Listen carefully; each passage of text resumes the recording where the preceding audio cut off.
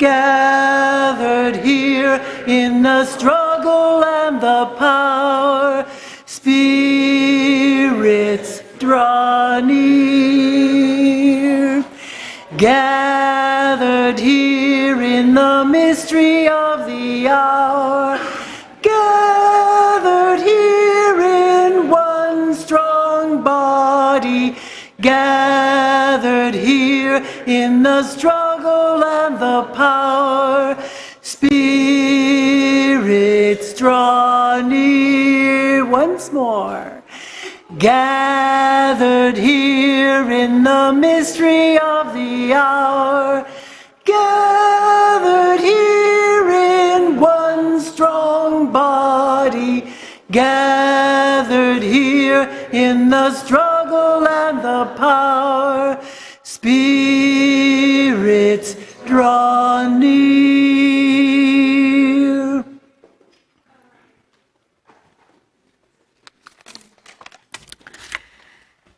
Good morning. I don't have any announcements, but I do want to remind people that the auction is going on, and there are posters back there with the different items that are up for auction, so be sure and look at that before you leave. Good morning and welcome to the Unitarian Universalist Church of Spokane. I am Lisa Conger, your worship leader this morning. We're glad to have you with us. UUCS is a welcoming congregation, and we appreciate your unique background, beliefs, or lifestyle. It is our mission to join together to create a nourishing liberal religious home and to champion justice, diversity, and environmental stewardship in the wider world. Excuse me. Or in short, to create community, find meaning, and work for justice. If you're one of our longtime members or have been here a short time, or if you're joining us today for the very first time, we're delighted to have you. Welcome to everyone, especially our guest speakers who will introduce themselves later in the program.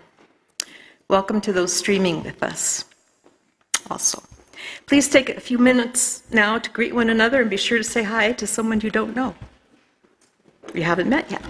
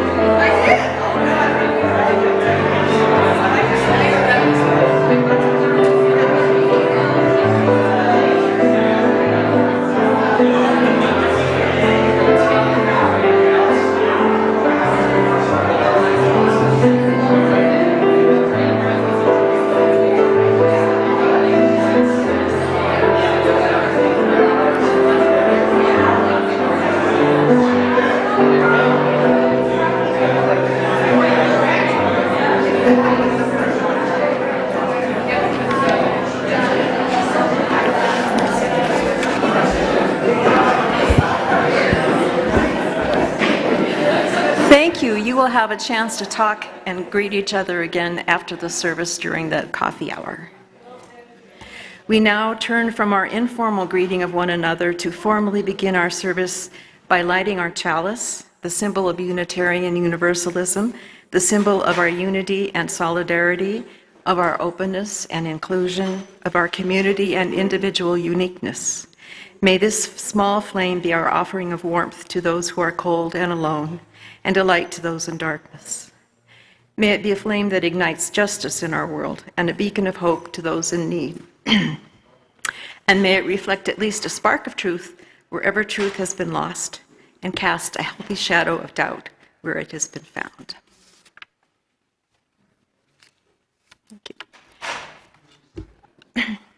I have been a member of this church since 1989. I found myself searching for a church home when I left the Episcopal Church many, many years ago. And these services where we get to meet some of the folks who come to our church and become UUs is wonderful. There are always a diversity of reasons, but also threads in common. This morning we will hear from 3 members of our congregation, Barbara Nelson, Shane Gronholz, and Jennifer Calvert. Shortly after I became a member of our UU church, I wrote this poem entitled, "Come As You Are."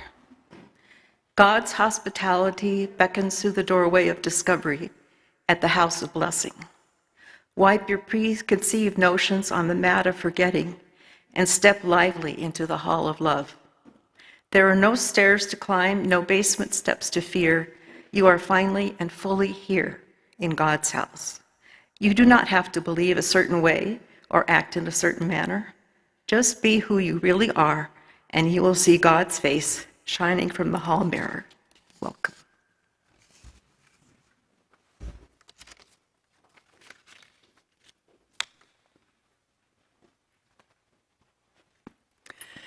Well, as you might see by looking around, this is Halloween weekend. And that's a holiday I've loved since I was a little kid, but it also has some deeper meanings.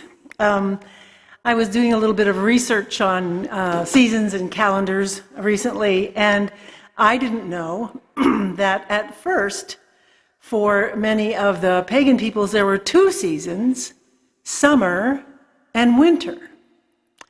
And winter starts with Samhain. It's spelled Samhain, but the pronunciation is Samhain. And that was considered the beginning of winter. And so here we are. Here we are at the beginning of winter. And because of all that, and because we do include earth-based religions in our services and our thinking, we're singing one of the few earth-based hymns that we have. It's called Lady of the Season's Laughter, and of course, the lady refers to the goddess. So please stand as you're willing and able to sing Lady of the Season's Laughter, number 51.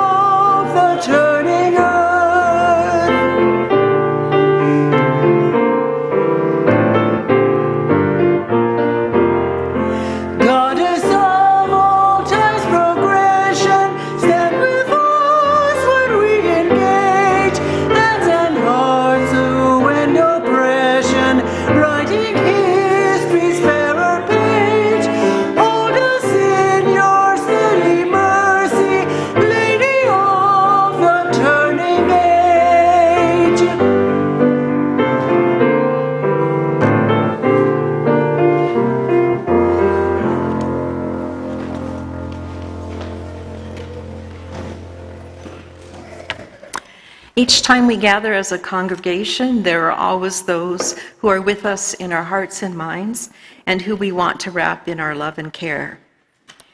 We kindle light this morning for the people of Ukraine and all those troubled people all over the world. Let us share a moment in silence, embracing others who are in our hearts this morning. You're welcome to say their names aloud as you are willing. Great Uncle Henry Wallace, Vice President, 1944, Nazi fighter.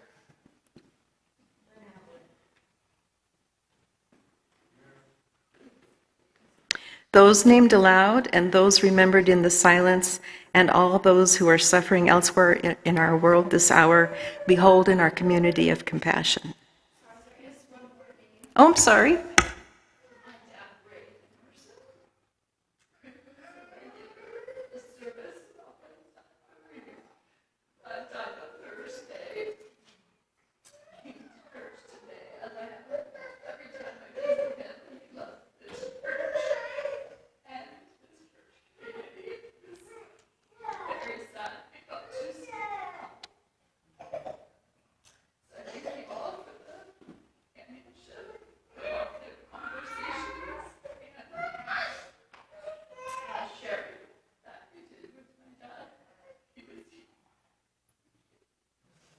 Thank you. We're sorry for the loss. We now gratefully give and receive this morning's offering, which sustains this community and its mission to the larger world.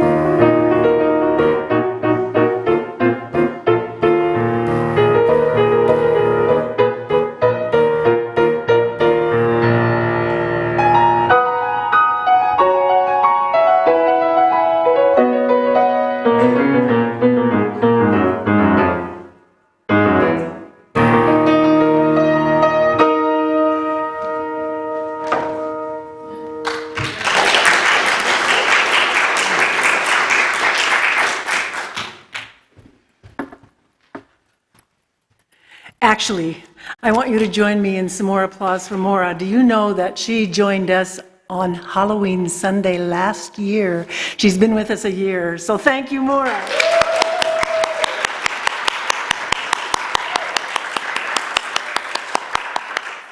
Well, I'm not Stephanie or Todd, but I have a little story to tell and a little song to sing. So, kids, do you want to come up and come around the jack-o'-lantern down there? It's actually lit. I had a hard time with that jack-o'-lantern. I love carving jack-o'-lanterns, but little did I know when I bought that warty pumpkin, one of those fancy ones, that they are hard as bricks. I was in that kitchen last night trying to carve that pumpkin, and it took me a whole hour. It took me an hour, and I couldn't even get a lid made. I punctured, and finally I thought, if I keep trying harder and harder and stabbing, I'm just going to hurt myself. So I gave up, and I started, carving the eyes and doing things like that. So this pumpkin has no lid, but it does have a little bit of pumpkin light inside. It does. Don't touch, because it's real fire. But there, that pumpkin is lit. And I wanted to tell you, first of all, just a little story about, actually about my dad. My dad grew up during something called the Depression. And he and my mother grew up then, and they were both pretty musical people, but there was no money for lessons or anything like that, and no gas money to get any place to have those lessons. So, how many of you down there, does anybody have music lessons? Anybody have? Yes, some people do. You're lucky, see? You too, good. So my dad didn't get to have music lessons, and neither did my mom, but he loved music. And in fact, he used to have this huge paper route in Smelterville, Idaho. And he would get up at 4 in the morning to do that paper route before he went to school, and he was about 10. And of course, this was to help earn money for the family. And so he didn't get the money. He brought it home, because they needed it. And he had this huge amount to do on his bicycle every day. And I think he had to come home and, stock up with some more papers before he ran out for the next round, all that kind of thing. And in those days, sometimes they gave prizes to people for being the best paper carrier or something like that. And my dad got one of those prizes. And he was able to choose from a number of things. And he chose this little button-keyed accordion, sometimes called a concertina. And you go like this, and those little buttons on the side, and he would play that. And he played the harmonica by ear. And he also taught me how to sing songs. I still remember being on his lap as a pretty tiny kid and learning to sing Silent Night. But he also taught me this pumpkin song I'm going to teach you today. And I think the words are going to be up on the screen there so that everybody can sing it. Yes, this is time for all ages, by the way. So I will sing. Here's what I would like to do. I'm going to sing one line, and then I'm going to have you sing it back to me, okay?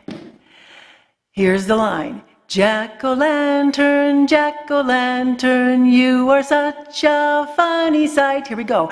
Jack-o'-lantern, jack-o'-lantern, you are such a funny sight. As you sit there in the window looking out at the night. As you sit there in the window looking out at the night. You were once a yellow pumpkin growing on a sturdy vine. You were once a yellow pumpkin growing on a sturdy vine. Now you are a jack-o'-lantern, see your candlelight shine. Now you are a jack-o'-lantern, see your candlelight shine. You're pretty good. I was amazed. First service really sang out. And there are more people here now, so just let's do the whole song. Here we go. Jack-o'-lantern, jack-o'-lantern, you are such a funny sight. As you sit there in the window looking out at the night. You were once a yellow pumpkin growing on a sturdy vine. Now you are a jack-o'-lantern, see your candlelight shine. And guess what? Now it's time to sing our kids out, and they get to do all sorts of Halloween-y things where they're going. Here we go.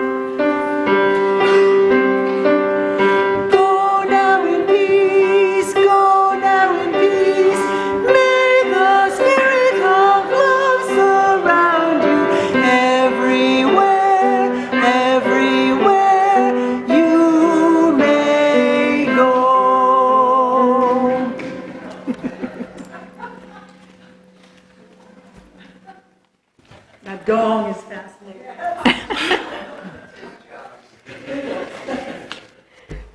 Well, after that rowdy story, it's time for our meditation in words and silence.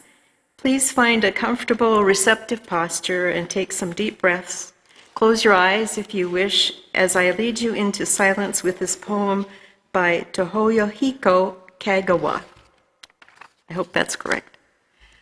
A prayer. I want to be ever a child. I want to feel an eternal friendship for the raindrops, the flowers, the insects, the snowflakes. I want to be keenly interested in everything, with mind and muscle ever alert, forgetting my troubles in the next moment.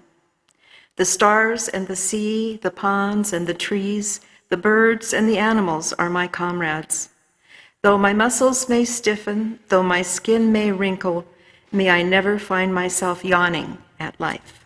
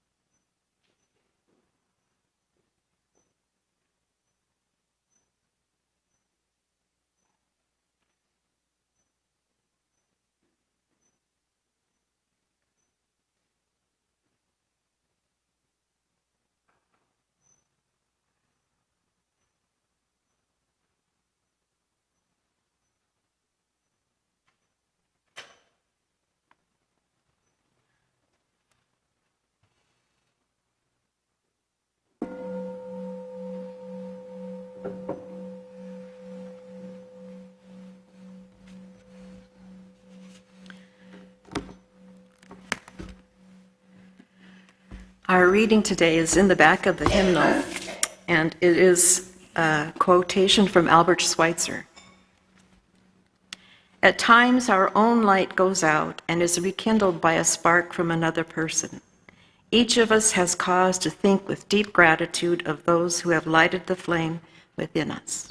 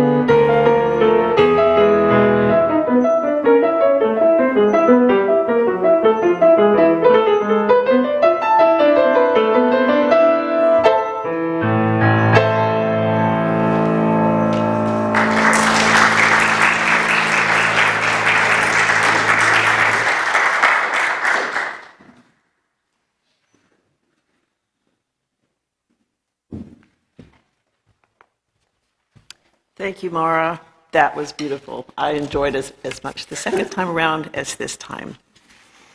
My name is Barbara Nelson, and I've been here at I did that the last time. I've been here at Spokane Unitarian Universalist Church for 5 years.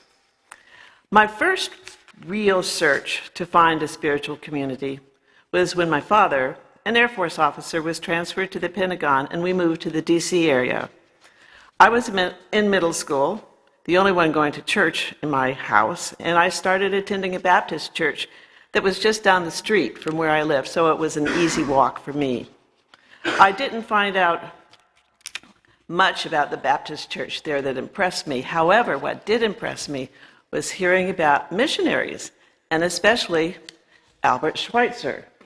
From our reading, totally coincidental. But I didn't find out he was a Unitarian until many years later.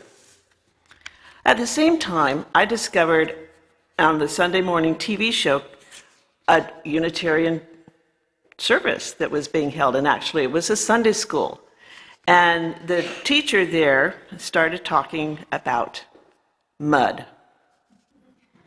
What would your mom think if you walked in the house tracking over her freshly mopped kitchen, dirt? Have you ever made mud pies in the yard after it was soaked by rain? Was it fun? And what about a farmer?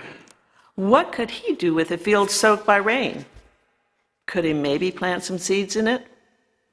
She listened patiently while the kids offered their answers. Dirt? Mud? Soil? They're different, right? They're the same, though, and they're all important. These images gave me a basic foundation of trying to look at situations from different perspectives. This lesson stuck with me all these years.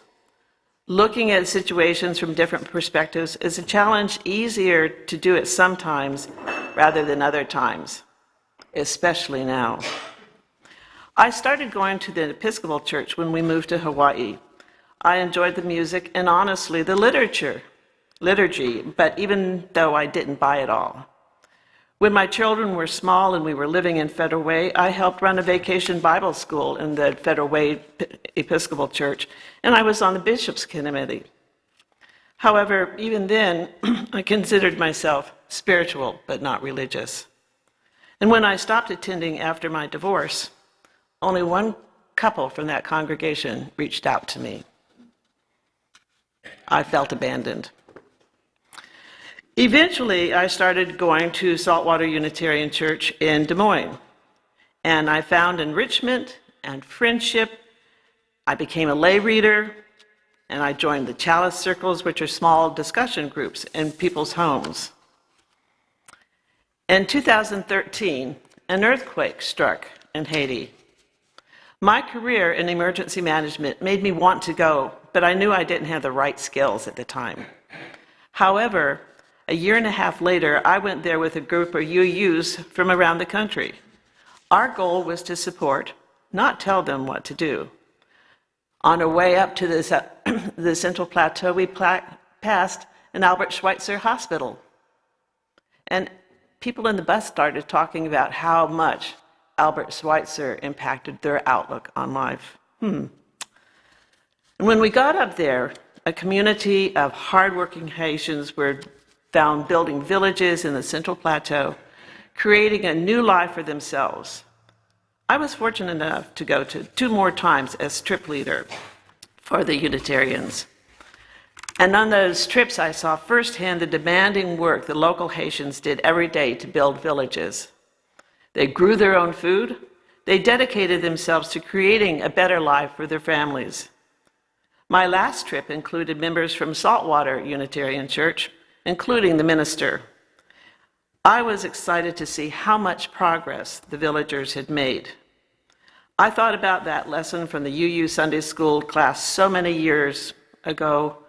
Dirt transformed into soil by water, growing food and nourishing communities. In 2017, I retired and moved to Spokane. 2 days after moving here, I attended my first demonstration at the Gathering Place. I listened to one of the speakers there and thought, wow, his oration style sounded like a Baptist minister. Go figure. Those of you who may not know, he once was. And when it was over, I found Todd, and I introduced myself to him, and he greeted me with a huge hug. And he said, I heard you were coming. Welcome. I've made a purposeful effort to get to know folks here. I became involved, made friends. It felt like the right place to be. Then a different kind of earthquake came. The UUA in Spokane, the GAUUA in Spokane, right here.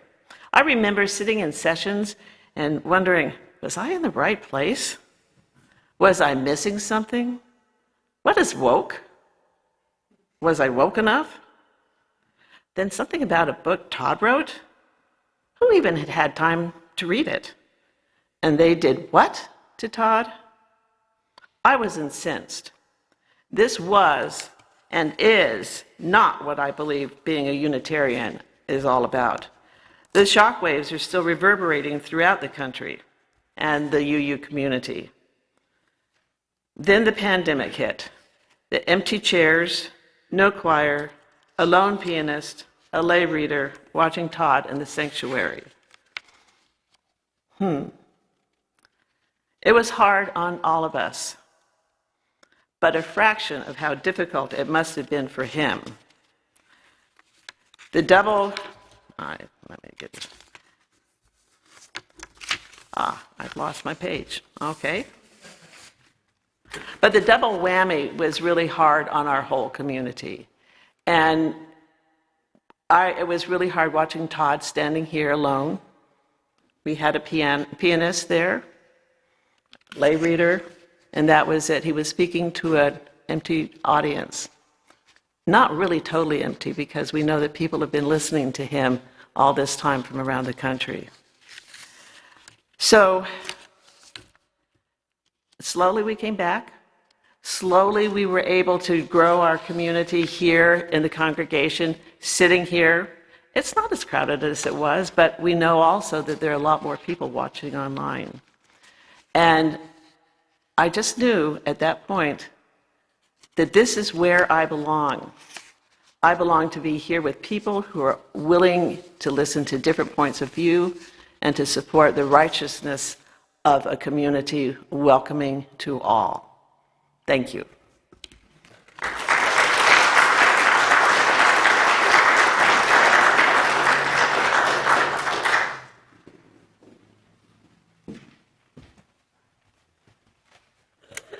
Good morning. That's nice to hear. My name is Jennifer Calvert, and I've been attending this church for about 5 years. I've lived here in Spokane since the early 1980s, but I never had a church home. And I think it's because I didn't realize that one existed like this one. I grew up attending Sunday school in mainstream Methodist and Presbyterian churches. And when I began to question their orthodox thinking and didn't find answers that satisfied my questions, I stopped attending them and no longer searched for a place to call home. I've always been sensitive to the world around me in terms of how humans treat each other and how humans have needs that so often go unmet, and how becoming an activist on behalf of making the world a better place and a livable place for all life on this planet is the most important work I and we can do. What I didn't see was how mainstream churches fit into this picture, and therefore how religion and social activism can and should intersect. I actually came to our UU church through my activism on behalf of Palestinian human rights. I met Myrta Ladish, who had visited Palestine in 2011 or 12, and hearing her speak about her experiences and her knowledge led me to want to go there myself, which I did 3 times since, and to follow Myrta's lead in spreading the word here in the U.S. Myrta passed away recently, which is a great loss to us all, but I try to carry on the work that she was passionate about and continue to be inspired by her dedication and by her example. Then I met Barb Steubing and Linda Green, and together we started showing films that focus on human rights and social justice, and that morphed into meaningful movies. Pre-COVID, we presented the documentaries and discussion sessions at the Magic Lantern Theater. COVID happened, so until recently we went remote and online. Now we will be returning to the Magic Lantern, and we hope you will see the notifications of our events through the UU newsletter and join us if you can. So I discovered this church home through its involvement with social activism. And when I read the 7 principles and the 6 sources, I can easily feel again the feeling of I am home. The baseline belief in, quote, justice, equity, and compassion in human relations, end quote, is just bedrock to me and my soul. Having respect for the interdependent web of all existence of which we are a part is truly the only way that we can live comfortably on this planet. So I wore my activist uniform today. You may recognize. Our church has displayed a yard sign that proclaims our belief in these important principles, and when I saw it, I got online, and lo and behold, I was able to buy a t-shirt that matched the yard sign. So this shirt has even more special significance to me. Let me explain. I retired from teaching math at Ferris High School in 2009, and then I began substitute teaching in 6 area schools. I didn't have to buy new clothes for my new job because for those of you who haven't been in a public school lately, it's gotten pretty casual. I had already been dressing in t-shirts and jeans for many years. So on the day after I got my new t-shirt in the mail, I of course had to wear it to school. I was in a classroom of kids who already knew me from the fact that I'd subbed for their teacher a number of times. But it occurred to me to call their attention to my new shirt. I said, I have something I want to share with you. I'm coming out. Well, you might imagine what they thought I was going to say. But I said, I'm an activist. And so you probably can't read my shirt from way back there, but water is life, women's rights are human rights, Black Lives Matter. Science is real. Science is real. Yes. And so we had a little laugh about it, but honestly, I think I made the point that I hope will last with them for a while. I'm definitely a person who proudly identifies my identity as an activist. And that reminds me of another way that I hope I was influential with them.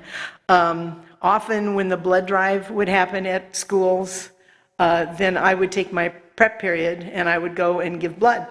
And then I got to wear the little kiss me, I gave blood, or whatever signs that they gave us, because I wanted to be a good example of somebody who is a human who cares about other people in the world. And I also remember that my grandson, who was probably 10 or 12 at the time, he goes, ooh, give blood, ooh, think about it. He now gives, he goes to, what do they call it, no, not the plasma. He goes and gives plasma. So yes, they pay him for it, but still, the fact that he, at one point, going, oh, you can't. Yes, he can. He found he could. Besides our church being a place that supports the principles and beliefs that are so important to my identity, which is serious business indeed, I truly appreciate the moments of lighthearted fun as well. Somehow I doubt that other churches were encouraged to sing about Peter Cottontail hopping down the bunny trail on Easter Sunday, like our music director Deb had us doing. And Bob Dylan and Beatles songs. Whoa, what other church? And it's really fun to have a minister who's also a ventriloquist. He makes us laugh while making a point, and that's so cool. I'm a person who believes wholeheartedly in science and the scientific method. It means so much to me to attend a church that does not center a belief in God, but emphasizes human worth and human interaction. Folks in our church can certainly have differing beliefs about the existence of God or the meaning of God, but I appreciate not feeling pressured into aligning with those beliefs. I'm so thankful to have found this church that supports me in my activist efforts and supports us all to make a world a better place for us all. Thank you.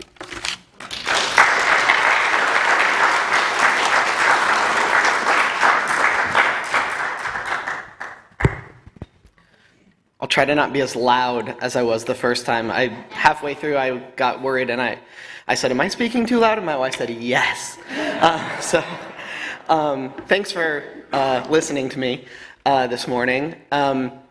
I grew up in an evangelical household, and I'm a pastor's kid, and I sometimes say that going into the ministry was the family business because my dad, my grandpa, my uncles, everybody was a minister or a missionary or something like that, and I, not being a terribly creative person, just figured that that's what I would do as well. So all growing up, I figured I would eventually become a minister. It's an interesting experience speaking about this today because I don't know how many people here can relate to this, but especially like in youth group, it was kind of a meme that you would share your testimony, and the testimonies all sort of sound the same. The content is a little different, but they all sort of have the same pattern.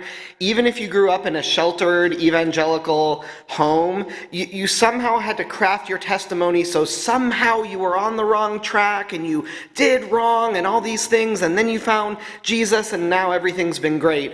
So I did that too, but so now I can, tell a different story, but I can at least be honest about it.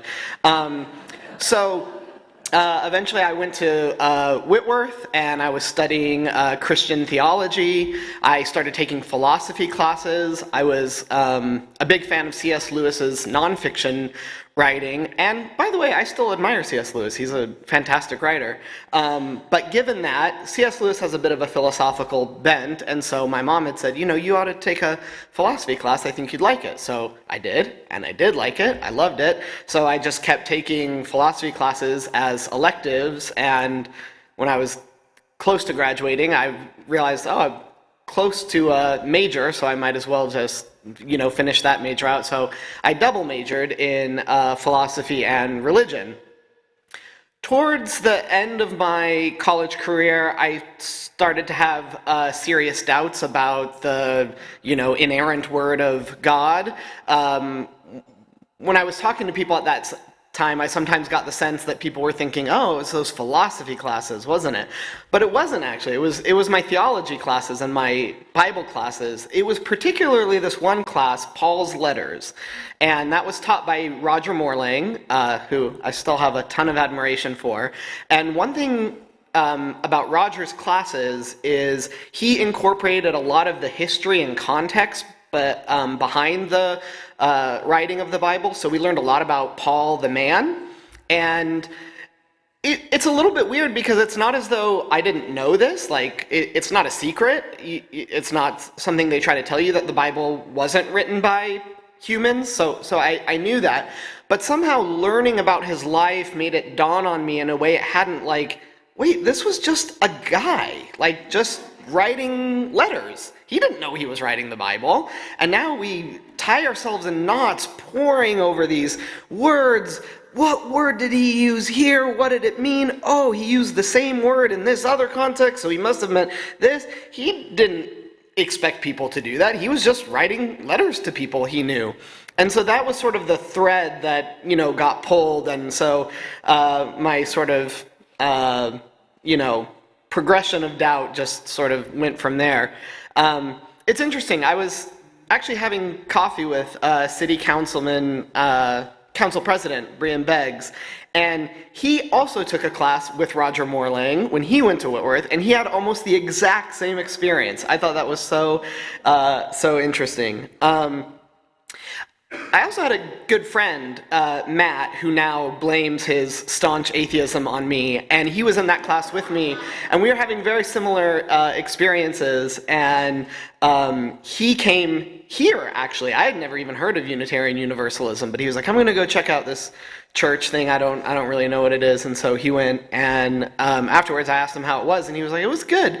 It was a little weird, though. They sang, "You're a mean one, Mr. Grinch," and I was like, oh, that is kind of weird. But now, being here and knowing Deb, that kind of makes sense, actually. So then we were, my wife and I were 12 years in Colorado. We had Max. Then we moved back here about 4 years ago. And we hadn't been going to church for a long time. And we didn't have that sense of community that church often gives you. I wasn't particularly interested in coming here, but Stephanie wanted to check it out, so she came, and she came back and she was like, I think you'd really like it. The pastor is really cool, and I think you'd kind of like his whole vibe. So I came the next week, and indeed, I really did like it. So when I came here, I discovered a community of intellectually curious, intellectually humble people who are willing to question, to learn, to revise, to doubt, and I really appreciated that. What I had always had such a hard time with conventional religion was the certainty. And when I had started to doubt in earnest, and I would talk to other people and say, I'm having these questions, I'm having these doubts, they'd say, oh, it's good to question, it's normal to doubt. But I knew that there was this unspoken caveat, as long as you ultimately come back to the one true faith. And so I appreciate here, questioning means actually questioning, and you risk actually discovering maybe I'm wrong about this. And so I appreciate that this is a place where you can do that safely and sincerely. I love that every morning or every time we meet, we say, may this flame be a spark of truth wherever truth has been lost, and cast a healthy shadow of doubt wherever truth has been found. And I've always loved this quote on a related note from the philosopher Bertrand Russell. By the way, somebody spoke with me after the first service and said, I was a Methodist, and when I was in college, I saw this book by Bertrand Russell called Why I'm Not a Christian, and I read it, and that's why I'm not a Christian anymore.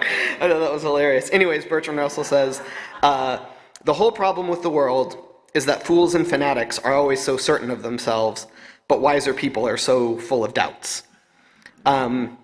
Ultimately, though, the reason I'm a UU is because of all of you and the community I've found here and the support and encouragement I've gotten from all of you, so thank you.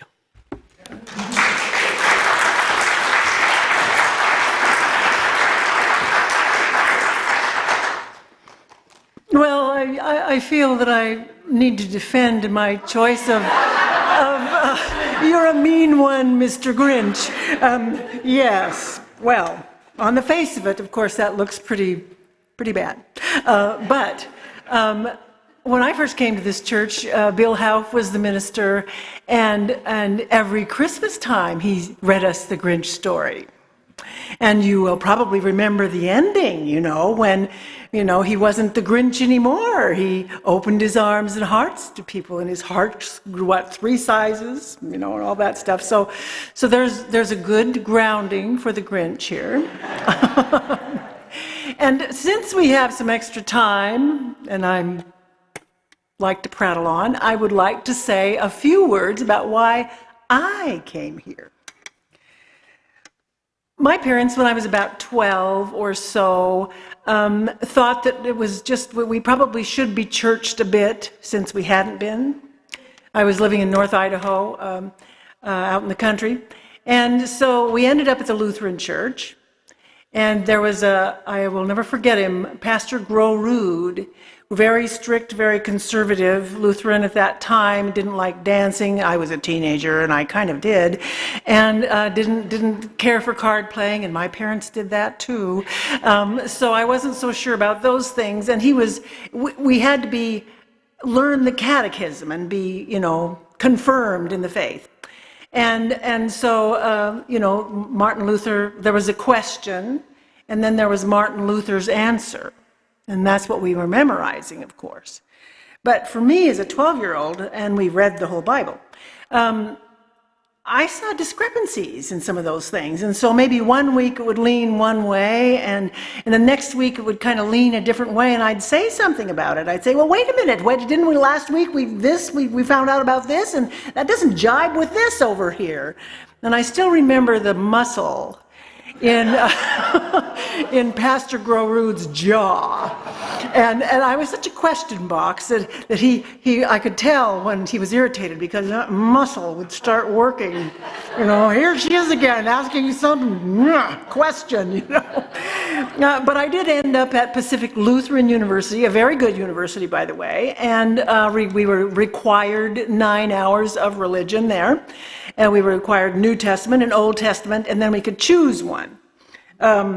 And I found that enlightening, actually. The professors were not couched on this rigid kind of thing, but it still wasn't quite enough for me. So at PLU, I at first was an agnostic, and then I decided that I was an atheist for a while. And then on spring break, I came back home. I think I was like 19, something like that, to North Idaho, and my neighbors, Ruth and Art Husa, had come by the Unitarian Church in the old building on 8th. And they saw a big sign about Rudy Gilbert speaking about the Vietnam War. And they were anti-war, and so was Rudy Gilbert. And so even though they were an hour's drive away, they started coming to church. And when I came home for spring break, they asked me if I wanted to go too. So that was the first time I ever stepped foot into a Unitarian. At that time, it was the Unitarian Church of Spokane. And I was fascinated. Here I was struggling at college because I was pushing against these beliefs I thought were too rigid. And here was something else. Here was something very much else.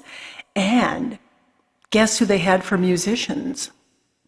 Symphony players. Catherine Gellhorn at the time was twisting, she would twist their arms, they weren't paid. And they would come in and play gorgeous things, and I was very much in love with that. So that planted a seed in my head, and when I got done with school, and came back into this area, I thought, well, I'm going to go check this church out, because I remembered how much I liked it, and so that's how I ended up here. And by the way, I went for quite a while before I became a member. And then I was in the choir, and I was doing this, and I was doing that, and I was coming almost every Sunday. And I was kind of averse at that point to being a member of anything. And finally I said, well, I'm acting like a member, so I guess I might as well sign the book. And so that's what I did. So that's how I got here, and then came into the music director's job. And I've been here for a long time, folks, 33 years. So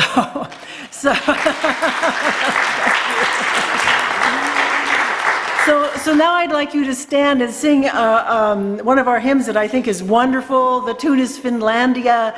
It's called We Would Be One, and I think it embodies so much about membership here. So please stand and sing it with me.